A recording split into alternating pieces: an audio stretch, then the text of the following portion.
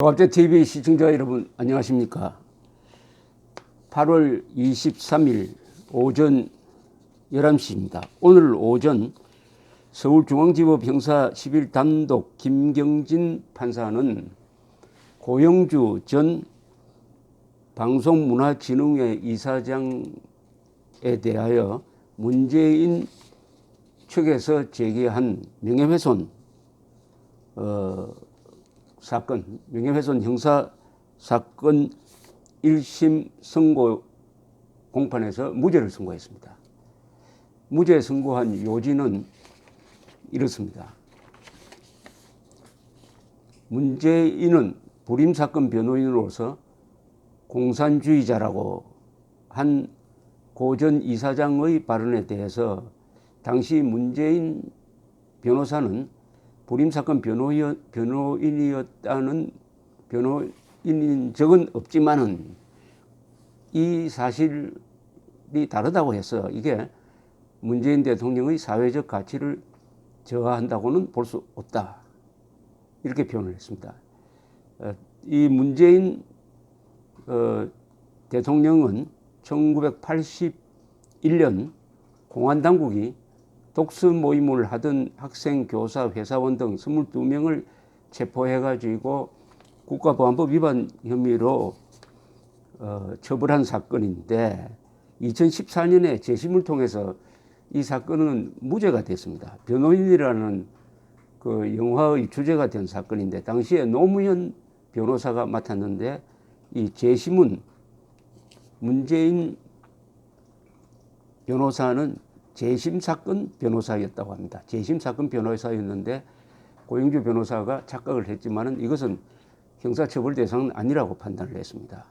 또 문 대통령이 참여정부 시절 민정수석으로 근무하면서 검사장 인사와 관련해 고영주 당시 검사장에게 불이익을 주었다는 고 전 이사장의 주장에 대해서도 김 판사는 문재인 대통령의 사회적 평가나 가치를 침해할 정도로 구체성을 띠고 있는 주장은 아니다라고 해서 이것도 무죄로 판단했습니다. 가장 핵심적인 것이 문재인 대통령을 당신 대통령이 아닌데 2013년 1월 초 고영주 변호사가 애국단체 모임에서 적석 발언을 한 내용입니다. 그 내용 중에 문재인 당시 대통령 후보였죠. 그 전에 직전에 대통령 후보를 공산주의자로 칭한 부분에 대해서는 이번 재판장은 공산주의라는 표현은 북한 정권과 내통하는 사람을 지칭하기도 하지만 다른 한편으로는 북한 정권의 우호적이고 유화 정책을 펴는 사람을 뜻한다. 고 전 이사장은 문재인 대통령을 공산주의자라고 판단하게 된 여러 가지 근거를 제시하고 있고 이것을 근거로 입장을 정리해 판단을 내린 것이다. 이런 주장은 시민들이 자유롭게 의견을 표현하는 공론의 장에서 논박을 거치는 방식으로 평가되어야 한다라고 말했습니다. 즉 상당히 근거 있게 문재인 씨를 공산주의자라고 본다는 주장을 고영주 변호사가 했는데 이것은 이 재판이나 이걸 통해서라기보다는 공론의 장에서 서로 공개적으로 토론하고 논박하고 하는 과정에서 문제가 정리되어야 한다. 이 주장, 이 선고 요지가 아주 핵심적인 것 같은데요.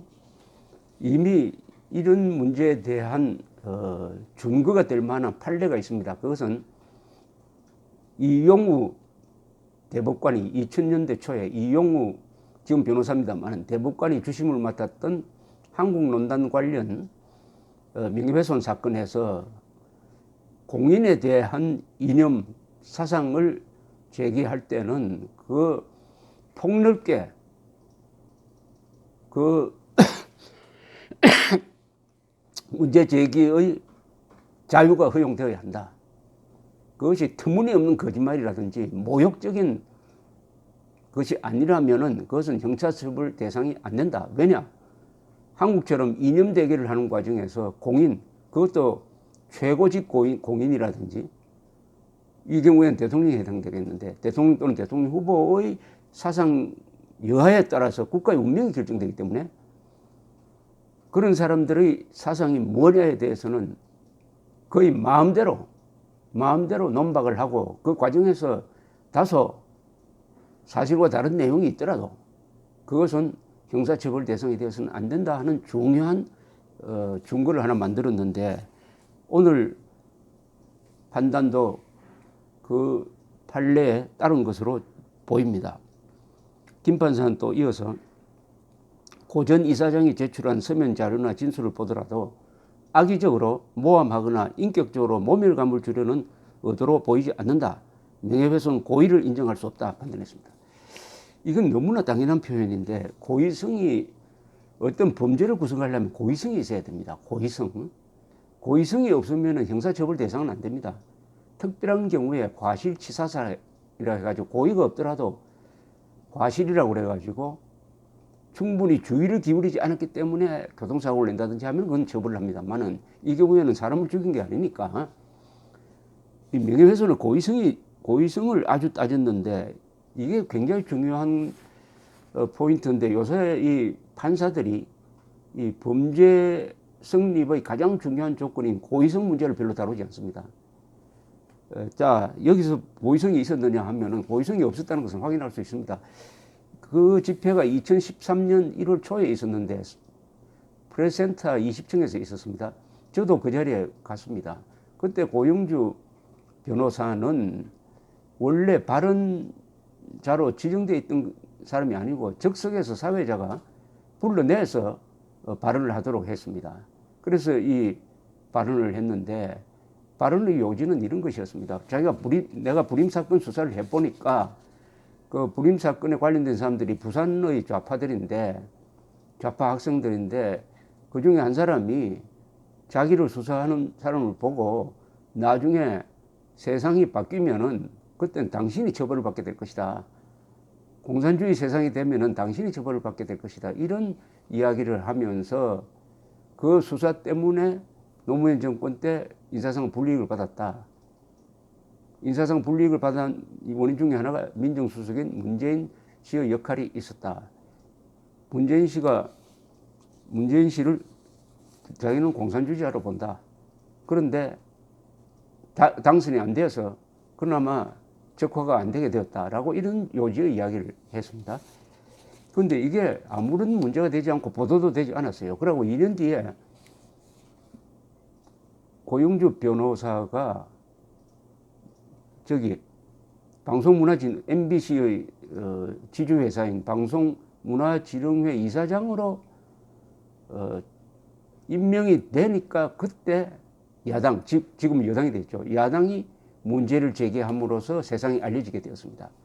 따라서 이 문제를 세상에 알린 것은 문재인 세력입니다. 그전에는 전혀 알려지지 않았어요. 그렇다면은 이것은 형사처벌 대상이 아니면 분명하죠. 지금 민사소송은 따로 제기가 되고 있습니다만 최소한 이것은 형사처벌 대상이 아닌 것은 고의성이 없었고 오히려 이 사실을 이 명예훼손으로 피해를 주려면 많은 사람들한테 알려야 됩니다. 문재인 측이 이 문제를 부각시키기 전에는 아무도 모르는 사실이었고 또 이것을 민사소송 형사 고소고발로 갔기 때문에 알려지게 된 것이니까 여기 판사가 정확하게 명예훼손의 고의를 인정할 수 없다. 이렇게 되었던 것입니다. 검찰은 지난 결심 공판에서 고 전 이사장의 발언으로 지난 대선에서 문 대통령이 공산주의자라는 주장이 확산됐다면서 빨갱이 공산주의에 대한 트라우마가 있는 우리나라에서 이렇게 내모는 일이 없어야 한다며 징역 1년 6개월을 구형했었습니다. 그런데 그때 그 자리에서 이 고영주 변호사가 최후 진술을 했습니다. 최후 진술이 아주 의미 있는 진술을 했는데 최후 진술을 한 게 이번에 무죄 선고에 어떤 영향을 주었는지는 알 수 없지만 이 최후 진술을 한번 소개해 드리려고 합니다. 요 소개는 다음 시간에 하겠습니다. 많이 기다려 주십시오. 감사합니다.